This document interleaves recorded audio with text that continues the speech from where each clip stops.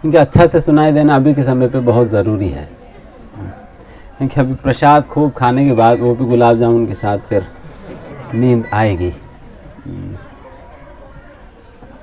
उनकी सारा ब्लड शक्ति सब कुछ पचाने में जाता है,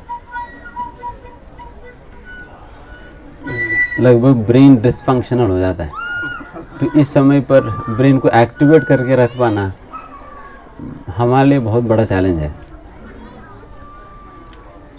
सभी लोग अपने अपनी माइंड को थोड़ा सा देखते रहिए। जैसा परम पूज्य लोकनाथ स्वामी महाराज कहते हैं कि जैसा कान बंद वैसा आंख बंद है। जैसा जिनकी सुनना बंद हो जाता है देन फिर आंखें भी बंद हो जाएगी। किसी को नींद आ रही है इसका मतलब वो सुन नहीं रहा है।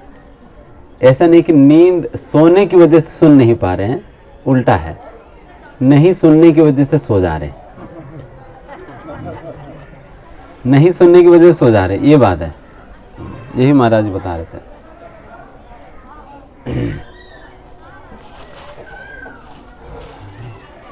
वैसा आज सौभाग्यवश हम सारे श्रीमती राधा रानी का ही विभिन्न स्थानों पे हम जा ही रहे हैं।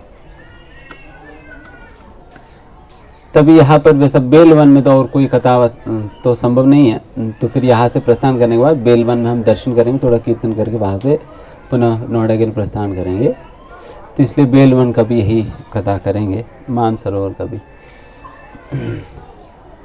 ऐसा श्रीमती राधा रानी एक नाम है, मानिनी माता जी है हमारा, मानिनी माधवी माता जी, मानिनी। जैसा उनकी नामकरण हुआ मेरे पास आई तो मैंने यही कहा, मानिनी मतलब जो मान करती है, वही है श्रीमती राधा रानी। श्रीमती राधा रानी का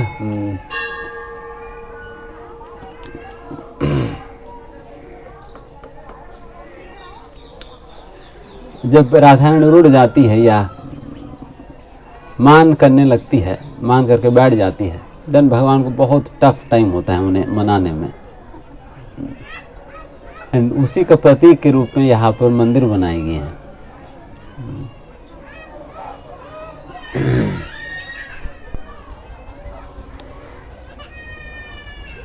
एक समय पर तो इतना मुश्किल पड़ गया था भगवान को, राधा रानी को मनाना। पूरा रात भर और बिल्कुल दिन भी बीत के शाम तक भी राधा रानी मान करके बैठ गई, कुछ खा पी नहीं रही है। जब मान करके बैठ जाते हैं तो फिर कुछ खाना पीना बंद हो जाता है। खा पी नहीं रहे, फिर पूरा चेहरा पेल हो गया और फिर स्थिति में बैठी हुई थी। धन भगवान कृष्ण बहुत प्रयास कर रहे थे उन्हें मनाने के लिए, खूब उनकी सौंदर्य का वर्णन कर रहे थे, खूब गुणगान कर रहे थे, इधर उधर की बातें कह रहे थे, कुछ भी काम नहीं कर रहे थे उस दिन। फाइनली बातें कहते कहते भगवान श्री कृष्ण कहने लगे,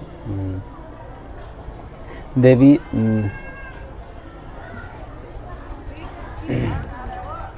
आपके चरणों को प्राप्त करके ही मेरे सारी इच्छाएं पूरी होगी। तो इसलिए मैं आपसे प्रार्थना करता हूँ कि आप अपने चरणों को मेरे सिर पे रख देना। देवी पद पल्लव उदारम, आप अपने चरणों को मेरे सिर पे रख देना करके। आप सोचो कि पूर्ण पुरुषोत्तम भगवान श्री कृष्ण स्वयं कह रहे हैं राधा रानी से, आप अपना चरणों को मेरे सिर पे रख देना। तो इसी बात के जब स्मरण हुआ श्री जयदेव गोस्वामी को, जब जयदेव गोस्वामी गीत गोविंद की रचना कर रहे थे, उनकी पत्नी का नाम है पद्मावती। क्या नाम है? किन के विषय में बता रहे हैं हम? जयदेव गोस्वामी। एंड उन्होंने क्या रचना किया? गीत गोविंद। ठीक है,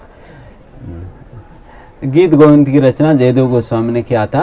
एंड इसकी वैसा रचना एक प्रकार से ऐसा भी कहा जाता है, मायापुर में एक स्थान है मैं भूल गया था उसका नाम,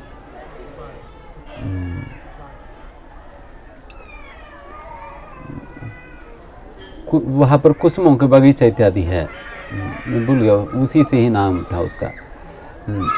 तो उस स्थान पर जयदेव गोस्वामी रहा करते थे एंड वहीं पर ये गीत गोविंद की रचना कर रहे थे। एंड गीत गोविंद की रचना करते करते ये जो बातें मैं कह रहा हूँ कि राधा रानी मान करके बैठ गए, फिर राधा रानी के पास भगवान आए, उन्हें मनाते मनाते उनको काफ़ी मुश्किल हुआ, कोई भी बात कहने पर भी वो मान नहीं रही थी। फाइनली उन्होंने यही आग्रह किया कि आप अपना चरणों को मेरे सिर पर रख देना करके। देन ये बात जैसा जयदेव गोस्वामी को स्मरण आई तो फिर जयदेव गोस्वामी ने कहा कि सोचा कि यह कैसे संभव हो सकता है, श्री कृष्ण तो भगवान है, श्री कृष्ण तो भगवान है, भगवान कैसे इस प्रकार से राधा रानी के चरणों को अपने सिर पर धारण करने का बात कैसे आ सकता है, ये कैसे संभव है, शायद मेरी अंदर कुछ गलत भावनाएं चल रही है, तो ये सही नहीं करके फिर वो लिखते लिखते छोड़कर वो अपना पत्नी से कहते कि देखो मैं अभी नहा कर आ जाता हूँ, खाना वाना तैयार कर लेना। देन फिर जयदेव गोस्वामी जाते हैं, फिर तुरंत ही वापस आते हैं। फिर पद्मावती माता जी पूछने लगते, अरे आप तो अभी अभी तो गए थे, इतना जल्दी कैसे वापस आ गए? अरे मुझे कुछ याद आया, मुझे लिखना था इसलिए मैं आ गया। देन फिर उन्होंने वो लिख दिया, कंप्लीट कर दिया। फिर पत्नी से कहा कि ठीक है मुझे खाना परोस दो, भूख लग रही, खाना खा लेता हूँ। तो खाना परोस दिया। देन फिर खाना खा लिया। तो सारी बातें हो गई। फिर उसके बाद कहीं बाहर चले गए। थोड़ी देर में दोबारा जयदेव गोस्वामी आए थे। जयदेव गोस्वामी आया, फिर पत्नी से कहा कि अभी मेरा स्नान वान हो गया, अभी मैं प्रसाद खाना चाहता हूँ, प्रसाद परोसिए। तो पत्नी चकित होगी, अरे अभी तो पेट भर के खा कर गए थे। जयदेव गोस्वामी स्वयं भी आश्चर्यचकित थे, क्योंकि जब तक जयदेव गोस्वामी अंदर आ रहे थे तब तक तो पद्मावती जो है वो बैठकर खा रही थी। तो उनको आश्चर्य लगा कि ये तो पत्नी कैसे खा सकती है पति के पहले, ये तो कभी खाती ही नहीं उस प्रकार से, एंड आज का दिन ये कैसे खा रही है। तो ये देखकर बहुत आश्चर्यचकित हो गया। फिर पत्नी सोचने लगी अभी तो खा कर गए, अभी दोबारा पूछ रहे मैं कहाँ से लाऊं। देन इतने में पत्नी से कहा कि देखिए पतिदेव, अभी तो आप खा कर ही तो गए थे ना, अब भूल तो नहीं गया। फिर वो कह रहे थे अरे मैं कहा खा कर, मैं अभी तो आ रहा हूँ। फिर वो कह दिया नहीं आप थोड़ी देर पहले ही आकर प्रसाद मतलब आप कुछ भूल गया, कुछ लिखना है करके लिख दिया, एंड फिर उसके उपरांत आप प्रसाद खा लिया, प्रसाद खाकर आप कहीं चले गए। देन फिर ये बातें सुनकर जयदेव गोस्वामी का आश्चर्य लगा, ये कौन है फिर। देन फिर वो तुरंत अपने पुस्तक के पास गया। फिर उन्होंने पुस्तक खोला और देखा कि जो श्लोका उनके मन में चल रहा था, जिस श्लोका को लिखने में वो हिचकिचा रहे थे कि राधा रानी अपने चरणों को भगवान की सिर पे रख रही थी करके, देन फिर उसी श्लोका को वो कंप्लीट मिला था उन्हें, वो पूर्ण मिला था। वो देख कर ही जयदेव गोस्वामी समझ गए कि ये तो भगवान श्री कृष्ण का ही काम है। भगवान ही स्वयं जयदेव गोस्वामी के रूप में आकर वहाँ पर उस श्लोका को पूरा करके फिर उसके उपरांत प्रसाद खाकर फिर चले गए थे। देन फिर जयदेव गोस्वामी अपना पत्नी को पकड़ कर फिर रोने लगे, अरे मैं इतने समय से मैं भजन कर रहा हूँ, फिर भी मुझे जो दर्शन प्राप्त नहीं हुआ, आपको तो भगवान के दर्शन प्राप्त हो गया, भगवान के निजी संग आपको प्राप्त हो गया, भगवान को आपने खुद परोस कर उन्हें खिलाया, तो क्या महत भागी आपकी, जो भाग मुझे प्राप्त नहीं हुआ इतना भजन के बाद करके। फिर जयदेव गोस्वामी रोने लगे, मुझे कब इस प्रकार की सौभाग्य प्राप्त होगा करके। देन फिर उस पदों को, जिन पदों को भगवान स्वयं अपने हाथों से लिखे थे, उस पदों को बार बार स्पर्श कर। जयदेव गोस्वामी इसी बात की स्मरण कर रहे थे। यही अद्भुत बात है कि अगर भक्तों की सेवा करने पे उस भक्त को दर्शन मिले या ना मिले, जिसने भक्तों की सेवा करी, बिल्कुल समर्पित होकर उनको मिल जाती है दर्शन।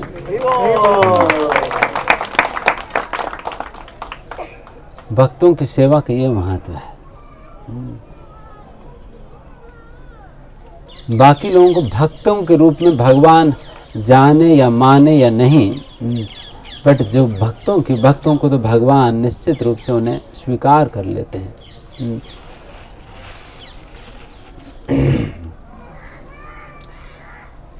तो ये भगवान की प्रेम है अपने भक्तों के प्रति। इसलिए भगवान कहते हैं, ये में भक्त जना पाता न में भक्ताश्च कश्चन, ये में भक्त जना पाता न में भक्ताश्च कश्चन। जो लोग मेरे भक्तों के रूप में अपने आप को घोषित करते हैं, वो कभी मेरे भक्त नहीं है। न में भक्ताश्च, मेरे भक्त नहीं है वो। मद्भक्तानां चये भक्तः, मत भक्तानां, मेरे भक्तों को चाहिए भक्त, मेरे भक्तों को जो भक्त है, समय भक्तः, मैं वही व्यक्ति को अपने भक्त के रूप में मैं मानता हूँ करके भगवान स्वयं कह रहे हैं। जो अपनी भक्तों को अपने भक्त के रूप में भगवान नहीं मान रहे थे, बल्कि जो भगवान के भक्तों के भक्त है, उनको अपने भक्त के रूप में स्वीकार करते हैं भगवान। इसलिए जैसा वैसा हमें मौका मिलता है भक्तों की सेवा करने की, हमें भक्तों की सेवा करनी चाहिए, क्योंकि इससे बहुत आसानी से व्यक्ति भगवान की नज़र में आ जाता है। हो सकता है कि आप लाखों साल तक भजन करने के बाद भी भगवान की नज़र में आए या ना आए, बट भक्तों का तनिक मात्र भी अगर कोई निस्वार्थ भाव से, निर्मल भाव से समर्पित होकर जब सेवा करता है, तो फिर भगवान की नज़र में ज़रूर व्यक्ति आ जाता है। तो ये भक्तों की महिमा है। इस प्रकार से ये जो लीला गीत गोविंद के अंतर्गत जो जयदेव गोस्वामी ने जो वर्णन किया है, वो लीला का स्थान यही है। इसी स्थान पर श्रीमती राधा रानी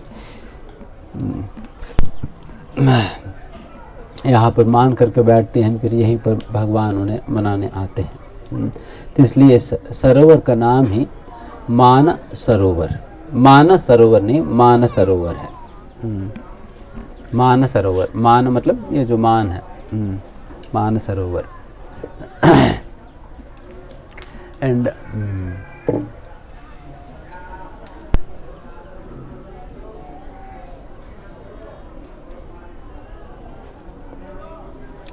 राधा ने अक्सर तो इसलिए मान करती है कि तो एक तो लेट आते हैं भगवान, दिन उन्हें डाउट आता है कि कहीं और होकर आ रहे हैं, दूसरी पार्टी में तो नहीं चलेंगे। तीसरी प्रकार के अनुमान के कारण राधा रानी उड़ जाती है, क्योंकि दो गोपियों में दो, वैसे तो अब विभिन्न ग्रुप्स है, उसके अंदर दो प्रमुख ग्रुप्स है, left wing gopis and right wing gopis. वाम पक्ष के है, दूसरा पक्ष है। तो इस प्रकार से दो प्रकार गोपी होते हैं। जो वाम पक्ष के हैं वो श्रीमती राधा रानी और गोपियाँ, एंड फिर दूसरे पक्ष के चंद्रावली और उनके साथ गोपियाँ है। दोनों का अपने अपने भावना है भगवान के प्रति। चंद्रावली और अन्य गोपियों की भावना ये रहती है भगवान के प्रति कि वो बिल्कुल पूर्ण समर्पण की भावना रहती है चंद्रावली में, और अन्य उनके साथ जो गोपियों में उनकी भावना यही होता है कि हम कृष्ण के हैं। हम किनके हैं? कृष्ण के। ये भावना है चंद्रावली का और उनके साथ गोपियों की। एंड बिल्कुल इसकी विपरीत भावना श्रीमती राधा रानी का और अन्य गोपियों को होता है। उनकी ये भाव होता है कि कृष्ण मेरे हैं, हमारे भी नहीं, कृष्ण मेरे हैं। इसलिए फिर अगर मेरे चीज को अगर कोई लेता है तो फिर क्या होगा, काट पीट होगी। तो फिर कुछ ना कुछ कुरुक्षेत्र होना है। तो फिर यही दिक्कत है। तो क्योंकि कृष्ण को वो मेरे मानती है राधा रानी, तो इसलिए फिर चंद्रावली के पक्ष में इत्यादि इस प्रॉब्लम रहता है। वैसे चंद्रावली सखी भी कोई और अन्य नहीं है, बल्कि श्रीमती राधा रानी ही अपने आप को चंद्रावली के रूप में विस्तार करती है। राधा रानी ही अपने आप को चंद्रावली के रूप में विस्तार करती है, क्योंकि भगवान श्री कृष्ण राधा रानी के सिवा और कोई अन्य गोपी के पास जा भी कैसे पाएंगे ना। अगर चंद्रावली के पास जा रहे तो चंद्रावली स्वयं भी राधा रानी का ही विस्तार है, राधा रानी का ही विस्तार है। बस इसमें केवल भाव की अंतर है। एंड इस प्रकार की अंतर रखने का भी और इस प्रकार से चंद्रावली का एक ग्रुप और राधा रानी के एक ग्रुप बनाने का भी मकसद यही है। राधा कृष्ण की लीलाओं के अंतर्गत एक प्रेम, राधा कृष्ण की जो प्रेममय आदान प्रदान के अंतर्गत एक प्रकार की सस्पेंस कहो या एक प्रकार की क्या कहते हैं एक प्रकार की सस्पेंस और एक प्रकार मजा बढ़ाने के लिए, तो क्योंकि उसमें भी एक प्रकार की मजा है, लड़ने में भी। इसलिए लड़ने में भी मजा होने के कारण भी लोग लड़ते रहते हैं।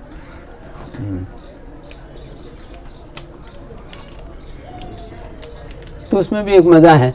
तो इसलिए फिर उस रस के आस्वादन करने के लिए ही इस प्रकार की दो ग्रुप बनाई है, तभी एक प्रकार की सस्पेंस, एक प्रकार की अपनापन इत्यादि वो सारा और तीव्र होने लगता है।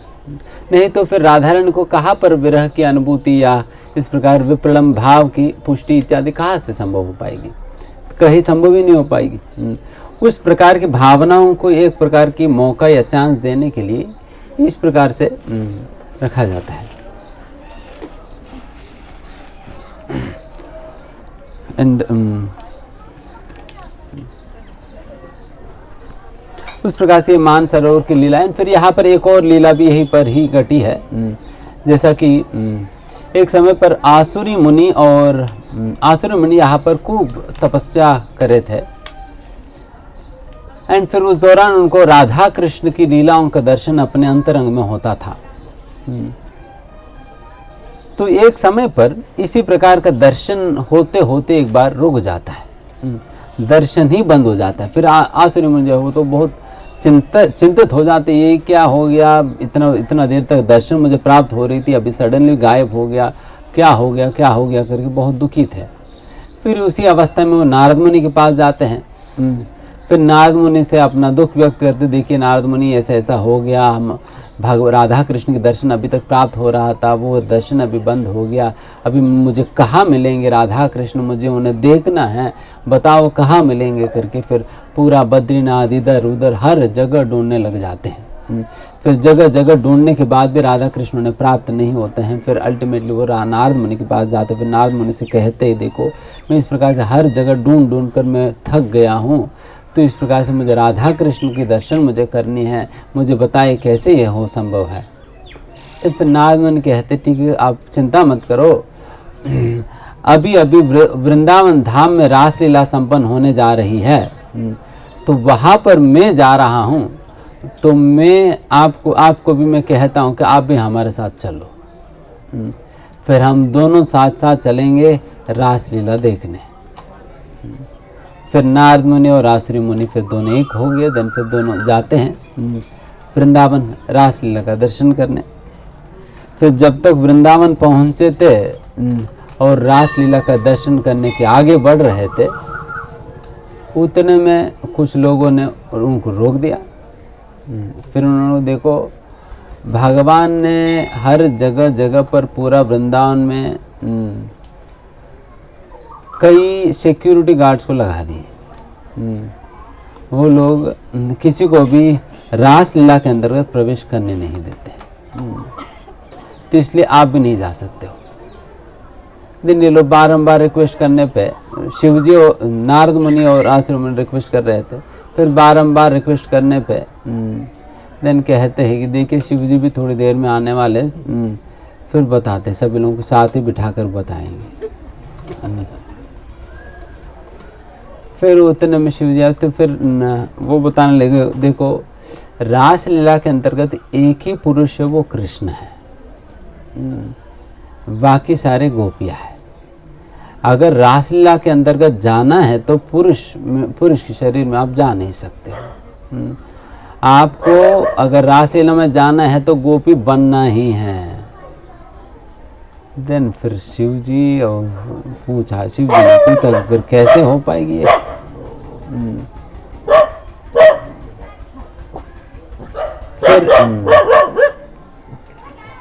फिर उन लोगों ने कहा कि आप जाइए मान सरोवर में, आप स्नान करिए और आपको गोपी का वेश प्राप्त होगी।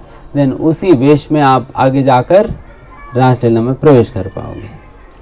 देन तब शिव जी इसी स्थान पर आते हैं एंड फिर इसी स्थान पर आके फिर यहाँ पर मान सरोवर में डुबकी लगाने जाते हैं एंड डुबकी लगाने के बाद जब उठते हैं तो गोपी के वेश में उठते हैं।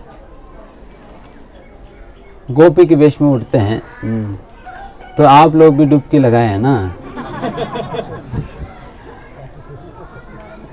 तो गोपी वेश मिला या नहीं? ये अपना उनको दे दिया।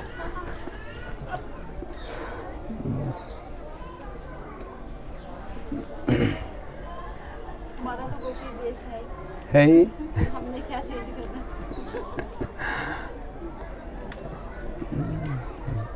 तो इस प्रकार से शिव जी को गोपी वेश ही प्राप्त हुआ। इसलिए यहाँ पर गोपीश्वर महादेव का भी मंदिर है छोटा सा, बट जो एक्चुअल जो मंदिर है वो वृंदावन धाम में गोपीश्वर महादेव का मंदिर है, जहाँ पर दिन में भगवान को जिस प्रकार से शिव जी होते हैं, शिव जी के रूप में होते हैं, फिर दोपहर के बाद उन्हें गोपी का वेश पहनाया जाता है। शिव जी को गोपी बना दिया जाता है। तो देखना चाहेंगे आप लोग, कभी जाइए वृंदावन, वहाँ पर गोपेश्वर मंदिर में जाइए, वहाँ पर दोपहर के बाद शिव जी आपको गोपी के वेश में दर्शन देंगे, विशेष दर्शन होगा। इसलिए वहाँ पर शिव जी का नाम पड़ा गोपेश्वर महादेव। गोपेश्वर महादेव। यहाँ पे भी है हाँ, गोपेश्वर महादेव है। मतलब तो इस प्रकार से गोपेश्वर महादेव का प्राकट्य भी इसी स्थान पर हुआ था। फिर उसके उपरांत शिव जी को प्रवेश होता है रासलीला में। एंड जब शिव जी जाते हैं ना रासलीला में, तो वहां पर तो करोड़ों की संख्या में गोपियां है। उनमें से चुपके शिव जी पहुंच जाते है तो गोपी वेश में, बट फिर भी जाते हो चुपके चले जाते हैं अंदर, तो वो भी थोड़ा बहुत नाचने लग जाते हैं। तो उतने में गोपियां पहचान लेती है, अरे ये गोपी कहाँ से आई, इन्हें तो कभी देखा नहीं हमने, ये बहुत विशेष लग रही है गोपी, तो ये कौन है करके सभी पूछने लगे। वो तो बोल नहीं पा रहे थे, क्या बोल रहे हैं, मैं बोला बाबा हूँ करके बोल नहीं सकते हैं, तो बोले नहीं, तो चुप रहे थे। तो उतने में फिर क्या हुआ, तो फिर गोपियाँ फिर सोचने लगी ये कोई और आ गई हमारे बीच में, तो गोपी है ही नहीं, गोपी वेश पहन कर आ गई करके फिर वो एक प्रकार से मारने लगे थे। शिव जी का पिटाई हो रहा। तो उतने में कृष्ण पहुंचा, अरे किन्हें मार रहे आप लोग, किन को मार रही है? तो शिव जी स्वयं है गोपी वेश में आए थे करके, गोपी वेश में आए थे यहाँ पर रासलीला देखने, क्यों आप लोग ऐसे मार रहे करके। देन फिर भगवान छुड़वा देते हैं। तो उसके उपरांत उन्हें अनुमति देता है थोड़ी देर तक रासलीला देखने का, फिर उसके बाद शिव जी को भी जाना पड़ता है। तो अद्भुत विशेष लीला है ये रास लीला। जिसके विषय में कहा जाता है जयो जयो ज्वला राशा सर्व रास सार। सारा रसों का सार है ये जो रास लीला है। बिकॉज अत्यंत गोपनीय और अत्यंत उत्कृष्ट प्रेम के आदान प्रदान इस रास लीला के संदर्भ में होता है, जिसमें अत्यंत गोपनीय रूप से भगवान अपने गोपियों के साथ आदान प्रदान इसी रासलीला के दौरान करते हैं। उसी प्रकार से एक बार लक्ष्मी जी, मतलब सारे देवी देवताओं को भी जब पता चलता है रासलीला हो रही है, तो फिर सारे देवी देवता भी यहाँ पर आसमान में भीड़ लगा देते हैं। वहाँ पर जैसे गुरु महाराज, वहाँ पर ट्रैफिक जाम हो जाता है। सभी अपने अपने प्लेन लेकर पहुंच जाते सभी देखने। जैसा आप वेस्टर्न कंट्रीज में जाएंगे तो वहाँ पर कुछ ऐसा थिएटर्स होते हैं जहाँ पर आप सीधा अपने कार लेकर थिएटर के अंदर जा सकते हो एंड कार में बैठे बैठे ही आप मूवी देख सकते हो। कार में बैठे बैठे ही आपको मूवी दिखेगा। उसी प्रकार से यहाँ पर लोग कार में नहीं, एरोप्लेन में बैठे बैठे देखते हैं। थोड़ा एडवांस्ड है ना। तो एरोप्लेन में बैठे बैठे ही वो लोग रासलीला देखते हैं यहाँ पर।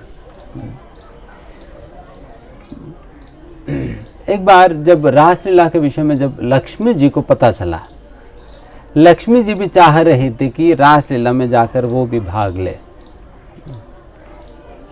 कि जब इतना अद्भुत लीला का वर्णन भी सुनते हैं या जब ऐसा अद्भुत लीला का जब देखते भी हैं लोग, निश्चित रूप से भावना आता ही है कि उस लीला में हम भी जाकर शामिल हो जाए। तो फिर लक्ष्मी जी का भी बहुत इच्छा था कि वो भी जाकर रासलीला में भाग ले। देन लक्ष्मी जी भी पहुंच जाती है गेट पे, तो हमें भी जाना है करके, बट सिक्योरिटी गार्ड तो बहुत कड़क है। गोपियाँ रोक देती है, तुम नहीं जा सकती अंदर। फिर क्या, अरे मैं तो लक्ष्मी जी, वैकुंठ से लक्ष्मी जी में, अंदर जाने दो। लक्ष्मी जी हो कौन हो, हमें कोई मतलब नहीं है, यहाँ पर अंदर नहीं जा सकती हो। अरे ये क्या बात होगी, तो हम तो लक्ष्मी जी हैं, हमें क्या जाने नहीं दे रहा अंदर। फिर गोपी कह, क्योंकि एक समय पर श्री चैतन्य महाप्रभु जब दक्षिण भारत यात्रा कर रहे थे, उस समय श्री चैतन्य महाप्रभु श्रीरंगम क्षेत्र में पहुंचते हैं। श्रीरंग क्षेत्र में पहुंचने के बाद फिर वहाँ पर वेंकट भट्ट नाम से एक ब्राह्मण था, वो चैतन्य महाप्रभु को अपने घर पे आमंत्रण देते हैं, आप हमारे घर पे आके आप ये प्रसाद ग्रहण करिए करके। फिर चैतन्य महाप्रभु उस ब्राह्मण के घर पे जाते हैं प्रसाद ग्रहण करने, तो प्रसाद ग्रहण कर लेते हैं। फिर इतने में फिर वेंकट भट्ट के और चैतन्य महाप्रभु की बातें होने लगती है। तो फिर उतने में वेंकट भट्ट चैतन्य महाप्रभु से कहते, देखो अभी चतुर्मास शुरू हो गया है, चतुर्मास के समय पे वैसे भी सन्यासी को इधर उधर जाना नहीं होता है या जाना नहीं चाहिए, एक ही स्थान पर रुक कर उन्हें भजन करना होता है। तो इसलिए मैं आपसे निवेदन करता हूँ कि आप हमारे ही घर पे 4 महीने रुक जाइए, हमारे घर पे 4 महीने रुक जाइए और हमें आपकी सेवा करने के सौभाग्य में प्रदान करिए।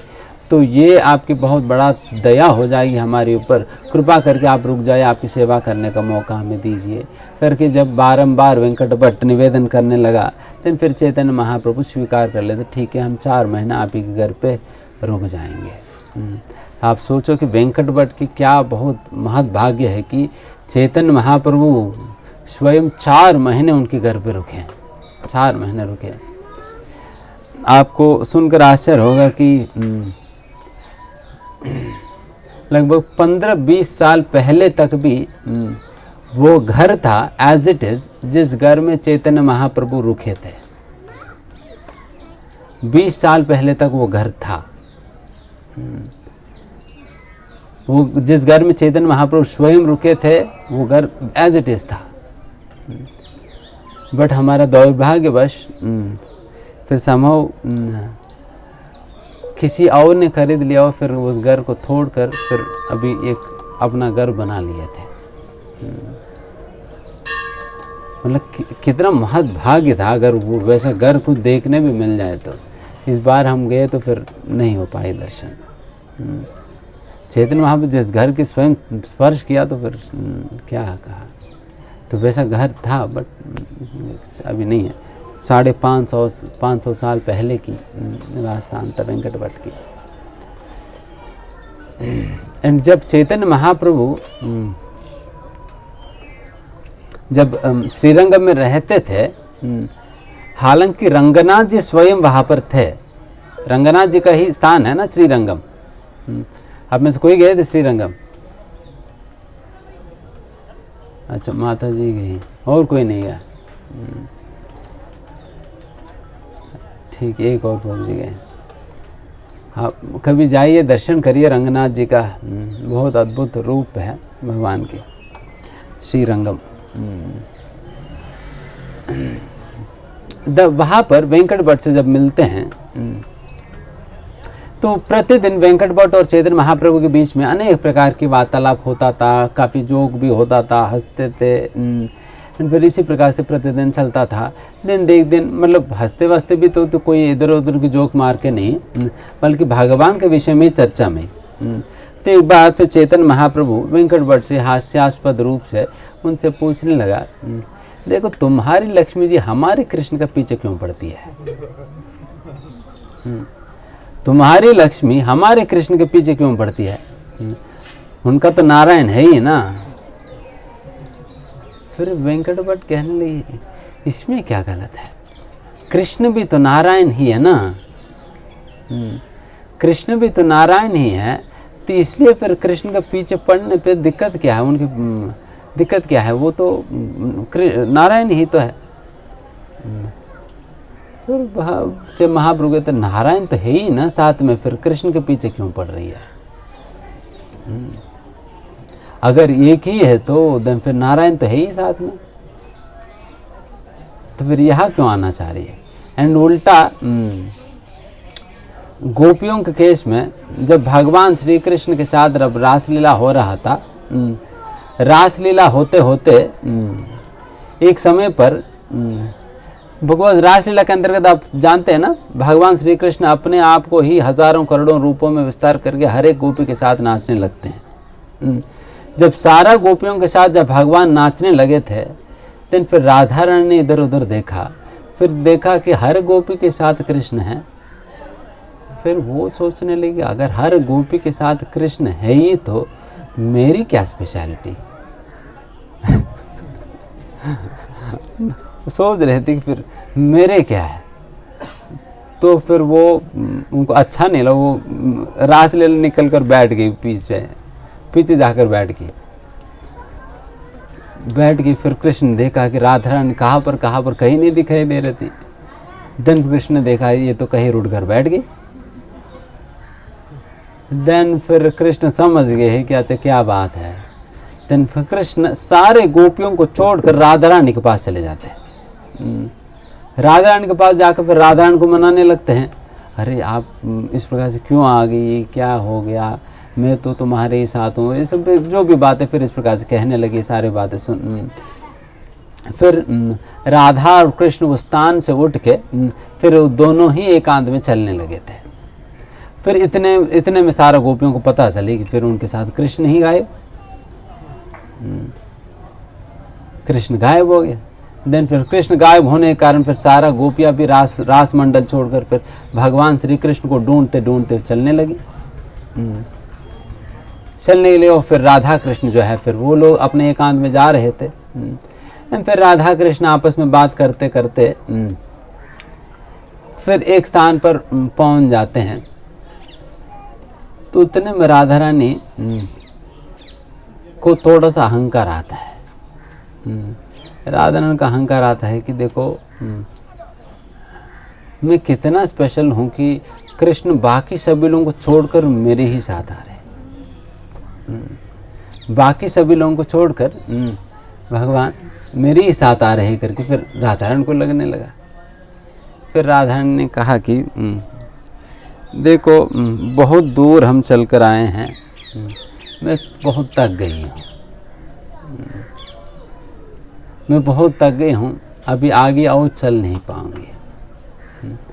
अगर आपको कहीं जाना है तो मुझे आप उठाओ और उठा कर ले चलो। भगवान को कह रहे हो मुझे उठाओ अपने गोदी में और ले चलो अपने साथ, अगर कहीं जाना है तो। देन फिर कृष्ण कहा ठीक है, अब फिर बैठ जाओ, फिर ले चलता हूँ। पीछे पीछे आए हो तो उठाना भी तो पड़ेगा। तो फिर उठा कर ले चलता हूँ। देन फिर बैठ जाओ।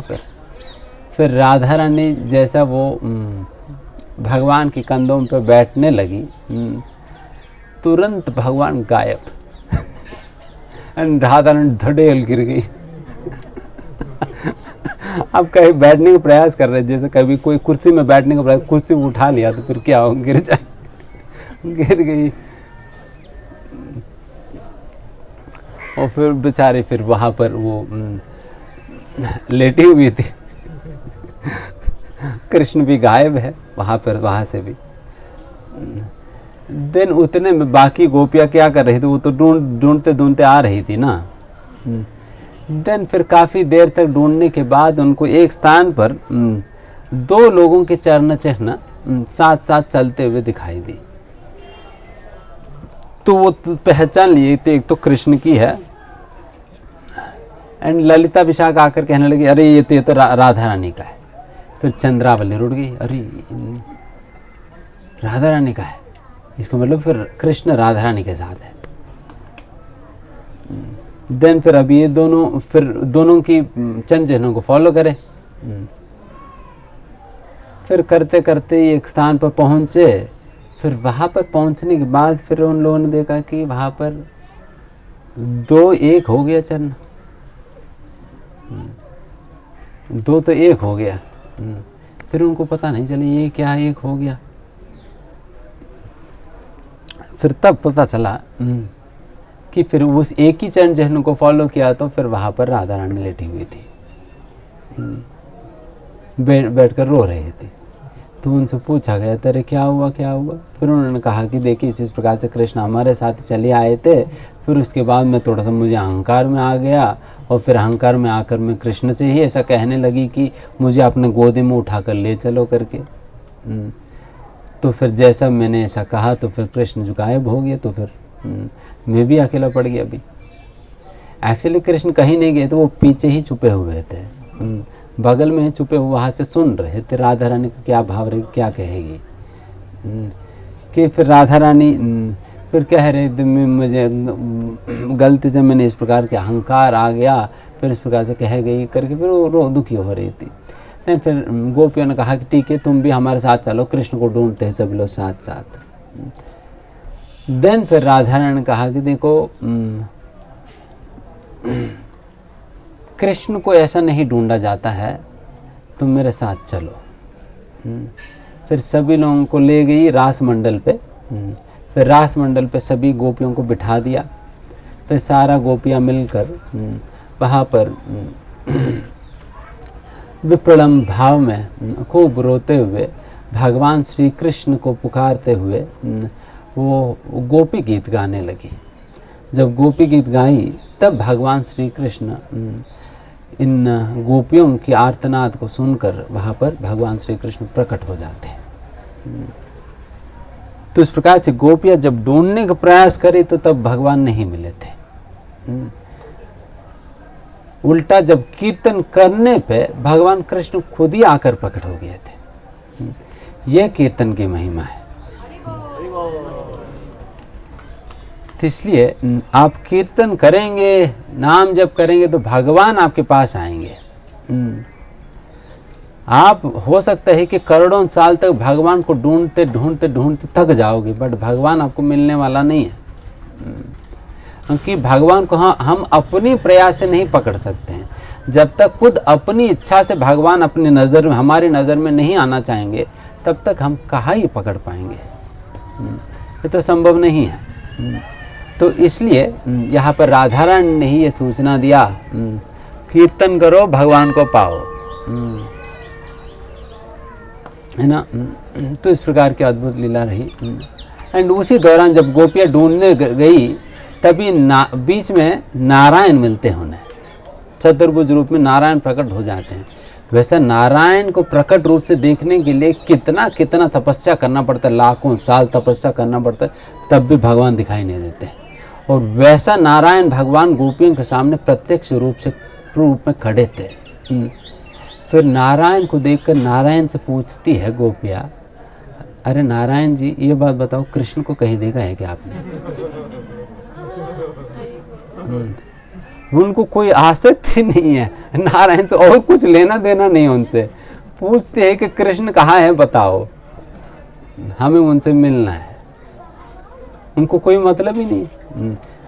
तो उल्टा लक्ष्मी देवी नारायण को छोड़कर कृष्ण के पीछे पड़ रही हैं। फिर यह गोपियां नारायण सामने आने के बाद भी नारायण को कोई भाव ही नहीं दे रहे। फिर नारायण सोच रहे ये क्या हो गया। तो फिर महाप्रभु पूछने लगी, देखिए फिर आपके लक्ष्मी जी यहाँ पर फिर क्यों आ रही है? देन वेंकट भट्ट कहने लगे, देखो महाप्रभु हम कहाँ समझ पाएंगे इस प्रकार के भावों को, आप ही कृपा करके बताइए, आप ही कृपा करके बताइए करके। देन भगवान महाप्रभु बताने लगे, लक्ष्मी जी भी कोई और नहीं है, गोपियों का ही विस्तार है। इसलिए लक्ष्मी जी स्वयं भी इस प्रकार से भगवान श्री कृष्ण से मिलने आ रही है।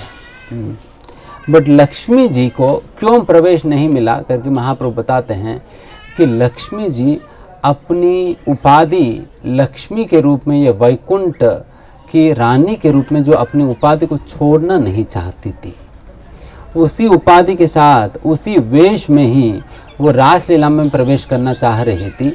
बट रासलीला में उस उपाधियों के लिए कोई स्थान नहीं है। केवल और केवल गोपी ही रासलीला के अंतर्गत प्रवेश कर सकती है। अगर आप गोपियों के अनुसरण करना चाहती हो देन फिर गोपियों की तरह बनो एंड फिर आओ अंदर। नहीं कर सकती हो, बैठे रहो बाहर। तो इसलिए उस दिन से लेकर आज तक भी लक्ष्मी जी बैलवन में बैठकर तपस्या कर रही है, बट अभी तक भी उन्हें रासलीला के अंतर्गत प्रवेश नहीं मिल पाई। केवल इस कारण से क्योंकि लक्ष्मी जी ने ये बात स्वीकार नहीं किया, गोपियों की अनुगत्य करने के लिए उन्होंने स्वीकारा नहीं। इसलिए चैतन्य महाप्रभु ने कहा कि रम्या काचित उपासना व्रजवद वर्गेन या कल्पिता। भगवान श्री कृष्ण की उपासना कैसे करनी चाहिए? रम्या काचित उपासना, गोपियों के पद चिन्हों में व्रजवधु वर्ग, व्रजवधु वर्ग मतलब गोपियों की जो वर्ग है, गोपियों की कम्युनिटी या गोपियां जिस प्रकार से भगवान की आराधना करती है, भगवान की उपासना करती है, उसी प्रकार से ही जब हम भगवान की उपासना करेंगे तब जाकर हमें रासलीला में या भगवान की गोपनीय लीलाओं के अंतर्गत हमें प्रवेश प्राप्त हो सकेगी। प्रवेश ही नहीं, अन्यथा तो आपको समझ भी नहीं आएगी। रासलीला क्या है वो भी समझ नहीं आएगी। भगवान श्री कृष्ण और राधारानी का क्या संबंध ये भी समझ नहीं आएगी जब तक हम रम्या काजित उपासना व्रजवधु वर्गेन या कल्पिता, तब तक इस प्रकार से गोपियों के पद चिन्हों में चलते हुए भक्ति नहीं करेगा व्यक्ति, उन्हें पता नहीं चले। फिर गोपियों के पद चिन्हों में चलकर भक्ति करने के लिए क्या करें? आप वृंदावन में जाएंगे तो गोवर्धन में जाएंगे तो कई लोग आप देख सकते हैं कि वो गोपी वेश पहनकर इधर उधर घूम रहे होते हैं। तो वही है। तो उसी प्रकार से हम भी गोपी वेश पहनकर घूमेंगे तो हमें भी मिल जाएंगे, है ये ना? नहीं, ये तरीका नहीं है। उस प्रकार से चीपली अपने आप को गोपी वेश पहनाने मात्र से क्या गोपी बन जाएंगे? नहीं। किसी को भी राग मार्ग की भक्ति या वो मतलब उस स्तर पे पहुंचना है तो सबसे पहले वैदिक भक्ति का अभ्यास करना होगा। वैदिक भक्ति का अभ्यास करने पे ही धीमे धीमे व्यक्ति को ऑटोमेटिकली उस स्तर तक पहुंचेगा। That is an automatic process, automatic elevation. But व्यक्ति जबरदस्ती अपने आप को पहना कर अरे मैं बन गया, तो ये सब तो नहीं होगा।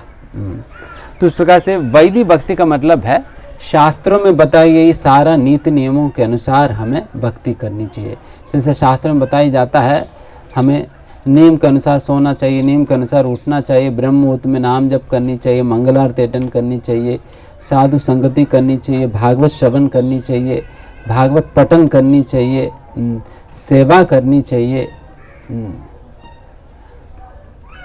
और मथुरावास करनी चाहिए, श्री विग्रह पूजा करनी चाहिए, और 4 नियमों का पालन करनी चाहिए। ये सारे बातें जो वैदिक भक्ति के अंतर्गत जो कहा जा रहे हैं, इन सारा विधियों को जब खड़ाई से व्यक्ति पालन करता है, देन फिर उनके अंदर धीमे धीमे इस प्रकार की भावना आएगी।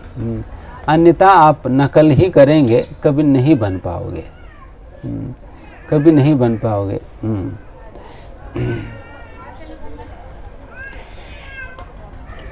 अगर कोई नकल करने के चक्कर में अगर किसी ने शिव जी का वेश पहन लिया और कहेगा मैं तांडव करूंगा, अभी प्रलय आएगी, रुको, तो आने वाली है कुछ।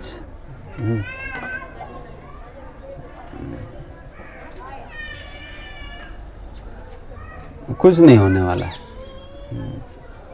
तो उसी प्रकार से कोई अब नकल करने के तौर पर गोपी वेश पहन भी ले तो कुछ होने वाला तो नहीं है। तो इसलिए व्यक्ति को इस प्रकार से वैदिक भक्ति के अनुसार चलना होगा। शास्त्र में बताएगी नीति नियमों का अभ्यास अभी करे, नाम जप करे, नाम संकीर्तन करे, यही सर्वोत्तम प्रकार की भक्ति है। तो इस प्रकार से ये भी बेलवन की लीला है। तो अभी हम लोग बेलवन जाएंगे, वहाँ पर दर्शन करेंगे लक्ष्मी जी का, और फिर वहाँ से हम आगे प्रस्थान करेंगे। अभी तक जो भी हम लोग चर्चा किए थे इसके संदर्भ में किसी कोई प्रश्न है